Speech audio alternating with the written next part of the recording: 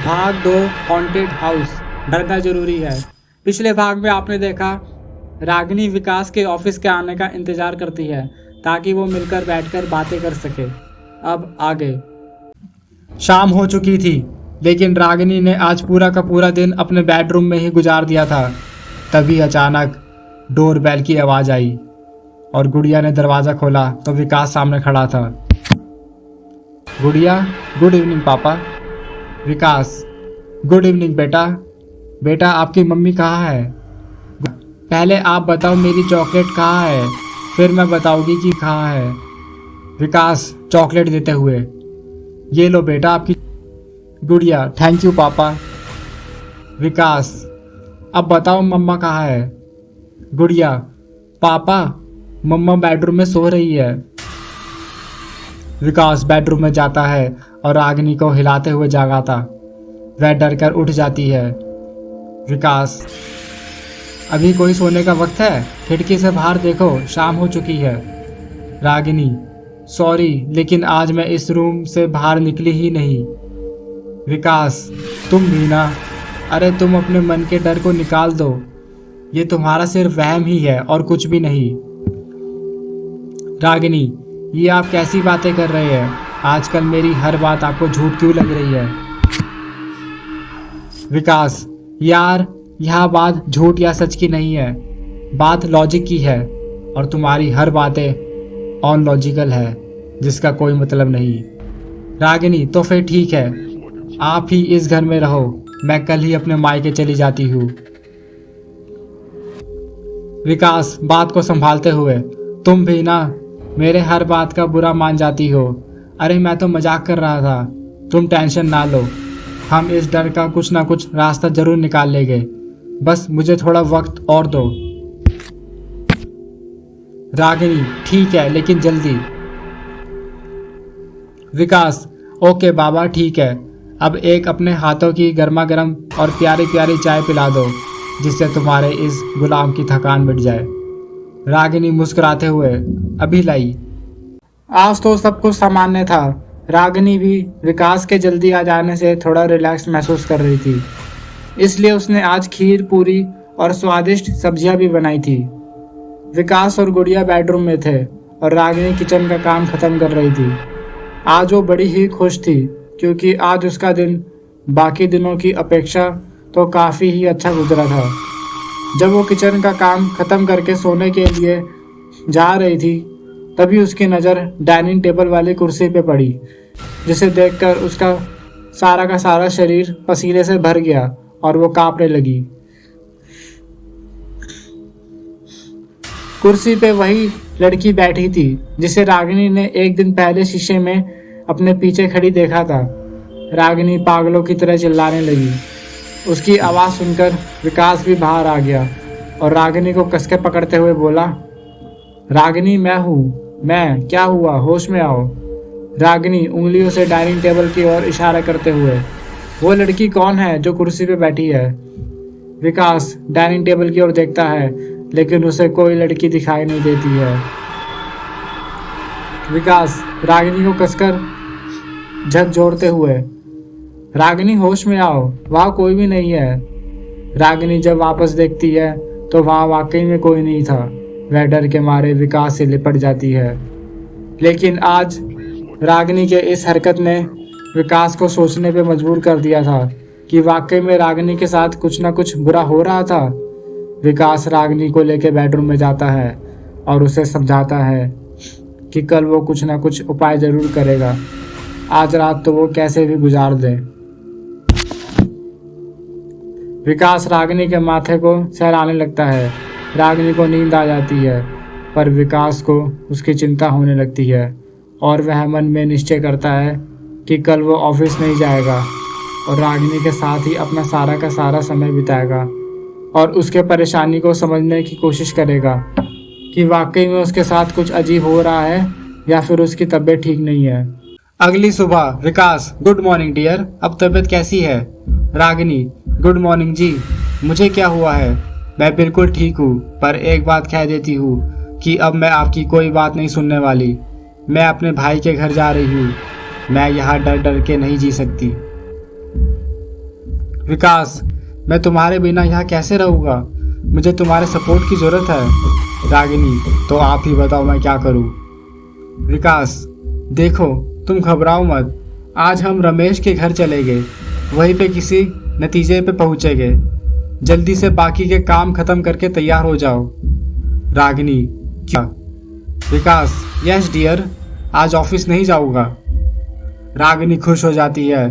फिर दोनों तैयार होकर रमेश के घर जाते हैं। रमेश, अरे विकास, तू यार बड़े दिनों के बाद तुझे मेरी याद आई। विकास, अरे यार ऐसी कोई बात नहीं है, बस थोड़ा व्यस्त था और कुछ भी नहीं। रमेश, अरे यार तूने तो मेरी बात को दिल पे ले लिया, मैं तो बस मजाक कर रहा था। चल घर में चल। और भाभी, आप बाहर क्यों खड़ी हो? अंदर आओ ना। रमेश अपनी पत्नी गीता को आवाज़ देता है कि वो रागिनी को अपने साथ अंदर ले जाए और फिर विकास और रमेश आपस में बातें करने लगते हैं।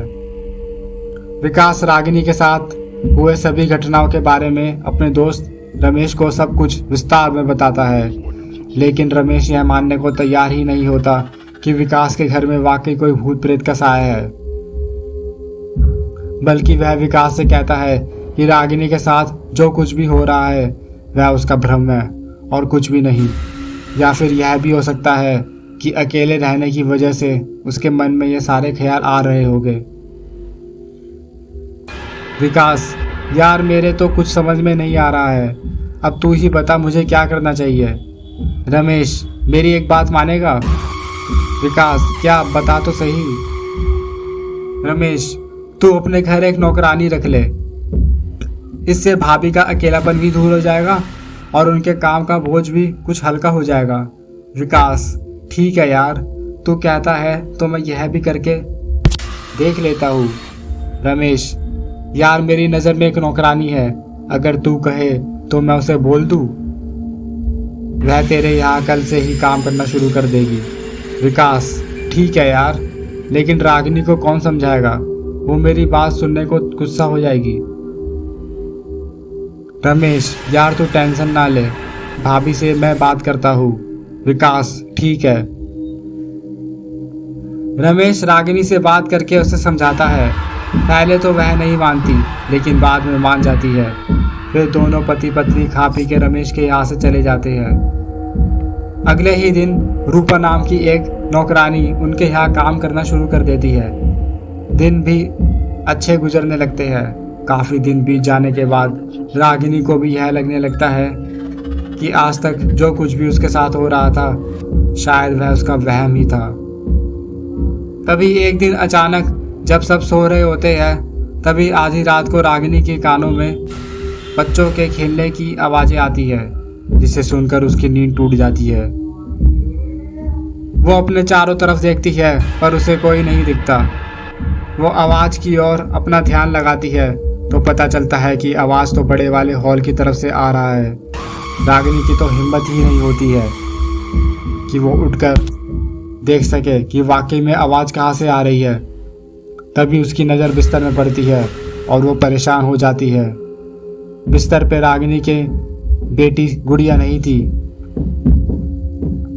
वह विकास को जगाती है पर विकास नहीं उठता। फिर वह हिम्मत करके खुद ही बड़े वाले हॉल की ओर चल देती है।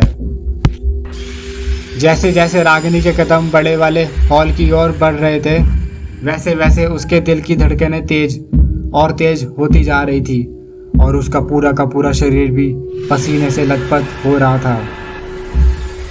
पर सवाल बेटी का था, इसलिए रागिनी अपने आप को रोक ना पाई और आखिरकार वो बड़े वाले हॉल में पहुंच ही गई। रागिनी ने वहां देखा उसकी बेटी गुड़िया अकेले ही खिलौनों के साथ खेल रही थी और जोर जोर से हंस रही थी। रागिनी ने गुड़िया को डांटते हुए बोला, रागिनी, इतनी रात को तुम यहाँ क्या कर रही हो? रात के 2 बज रहे हैं, भला यह भी कोई खेलने का वक्त है? चलो यहाँ से। गुड़िया रोते हुए, मम्मा, आपने मेरा सारा खेल बिगाड़ दिया और आंटी भी गुस्सा होके चली गई। रागिनी आश्चर्य भारी निगाहों से, आंटी? कौन सी आंटी? गुड़िया, वही आंटी जो आपको देखकर गुस्से में चली गई, वह आपसे बहुत गुस्सा है। रागिनी, क्या वो रूपा आंटी थी? गुड़िया, नहीं मम्मा, रूपा आंटी नहीं, वो तो निशा आंटी थी। रागिनी डर जाती है और गुड़िया को गोद में उठाकर अपने बेडरूम की ओर भाग जाती है। रागिनी के सब्र का बांध अब जैसे टूट गया था। वह जबरदस्ती विकास को उठाती है। जब विकास उठता है तो रागिनी उससे सारी बात बताती है। विकास उसी वक्त अपनी नौकरानी रूपा को जगाता है और उससे पूछता है कि क्या वह गुड़िया के साथ खेल रही थी। रूपा उन्हें बताती है भला इतनी रात को वो गुड़िया के साथ क्यों खेलेगी। लेकिन रूपा विकास से यह भी कहती है कि कहा आप लोग एक 5 साल के बच्ची की बातों में आ गए। अरे उसे खेलने का मन किया होगा, इसलिए वह खेलने लगी। विकास को भी लगता है कि शायद रूपा सही कह रही है, इसलिए वह रागिनी को समझा बुझाकर सुला देता है। रात बीत चुकी थी। सुबह की किरणें घर के अंदर और बाहर अपना पाँव पसार चुकी थी। चिड़ियों ने भी चहचहाना शुरू कर दिया था। तभी खटखट की आवाज रागिनी के कानों में दस्तक देती है और रागिनी चौंक कर जाग जाती है। रागिनी, कौन है? रूपा, अरे मैडम मैं हूँ रूपा, चाय लाई हूँ आपके लिए। रागिनी दरवाजा खोलते हुए, ला रूपा, चाय यहाँ रख दे। रूपा, जी मैडम। रूपा चाय रख के चली जाती है। रागिनी चाय पीने लगती है, लेकिन उसके दिमाग से रात वाली बात जाती ही नहीं है।